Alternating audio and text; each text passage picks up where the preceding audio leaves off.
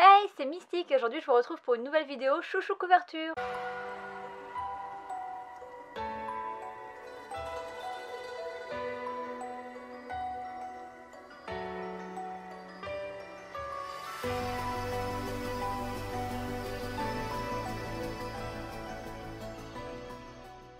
Le mois dernier, pour coller à mon thème d'Halloween, j'avais présenté Carsifona qui était mon chouchou couverture du mois d'août, et ce mois-ci, du coup, je vais vous présenter celui de juillet, et c'est Beyond the Clouds. Ce manga, c'est un seinen publié chez Kiyun dans leur collection Kizuna. C'est dessiné et scénarisé par Nikke, qui a fait aucun autre manga. Elle a fait des publications dans des fanzines. La première publication a été faite chez Kiyun en France en juillet 2018. Il y a 2 tomes de sortie, pas de date pour le tome 3.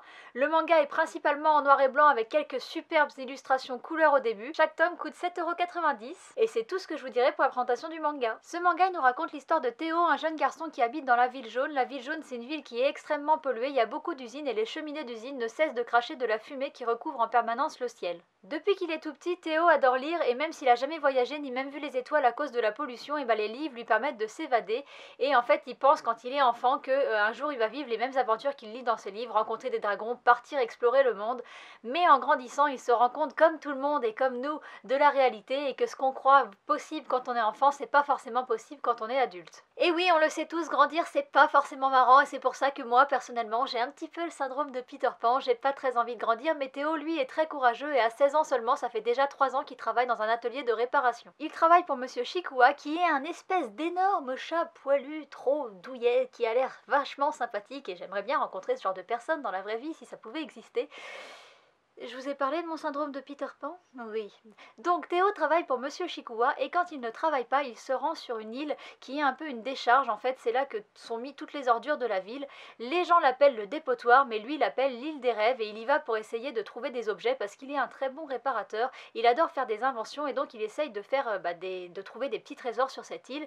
Et il a raison d'appeler cette île l'île des rêves puisqu'un jour il va y trouver Mia, une petite fille qui est dotée d'une aile d'un côté et on voit que de l'autre côté son aile a été arrachée. Elle est inconsciente sur un tas d'ordures et Théo va décider de la ramener avec lui pour la sauver. Théo, comme tous les personnages du manga, va très vite se prendre d'affection pour Mia et il va lui promettre de lui faire une aile, de lui fabriquer une aile pour remplacer celle qui a été coupée ou arrachée, on ne sait pas trop. Si toutes les personnes que côtoie Théo sont bienveillantes, c'est pas le cas de tout le monde puisque même dans ce monde qui est peuplé de semi-humains, par exemple Monsieur Chikua c'est un chat, les personnes ailées sont extrêmement rares et donc il y a des gens qui vont vouloir s'en prendre à Mia. À cause de ces personnes malveillantes et grâce à Mia, Théo, de fil en aiguille, va se retrouver à partir explorer le monde, notamment pour tenir la promesse qu'il a fait à Mia de lui créer une nouvelle aile. Et j'arrête là mon résumé. Ce manga, comme la plupart de mes chouchous couvertures, a été un énorme coup de cœur. Le dessin à l'intérieur est vraiment très beau, j'ai pas du tout été déçue. L'illustration aussi à l'intérieur en couleur est vraiment très très belle. Les couvertures sont très belles, la couverture du tome 2 est elle aussi exceptionnelle. Et les dessins sont vraiment très beaux et l'histoire elle aussi est géniale. C'est un manga qui est très poétique aussi bien par le dessin que par l'histoire qui est proposée et même par les personnages puisque Théo et toutes les personnes qu'il fréquente sont des personnes pleines de bonté et c'est vraiment des personnes prêtes à aider leurs prochains et ça fait plaisir de lire un manga comme ça. En plus il y a un petit côté steampunk qui n'est pas pour me déplaire donc j'ai vraiment adoré et puis le petit bonus c'est quand même Monsieur Chikua, cette espèce de gros chat qui me donne juste envie de lui faire des câlins. Il a l'air trop génial, on dirait un papy gâteau. J'ai vraiment eu envie de partir à l'aventure avec Théo et de découvrir le monde dans lequel il vit. Je trouve que ce manga a un univers vraiment riche. La mangaka aussi a une imagination débordante parce qu'elle crée des créatures qui sont vraiment juste fantastiques et trop belles.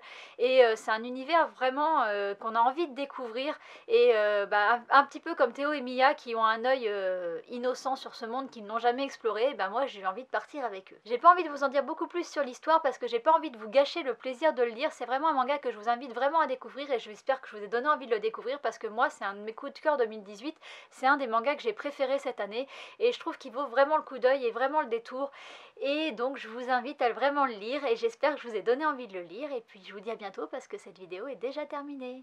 Bye bye.